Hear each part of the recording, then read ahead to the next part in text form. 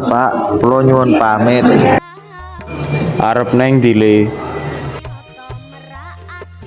Aku arep budal sekolah, Pak. Iya le, nanging kowe kudu ngati-ngati. Nggih, Pak. Kula arep hati-hati. Iya le, iki lo enek duit nggih sangu.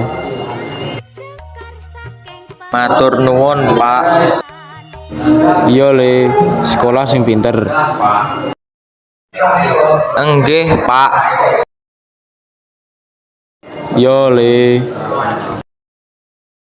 Saka pacelaton iku mau ana sing kleru, kaya aku arep budal sekolah, Pak. Sing bener, kula badhe bidal sekolah, Pak.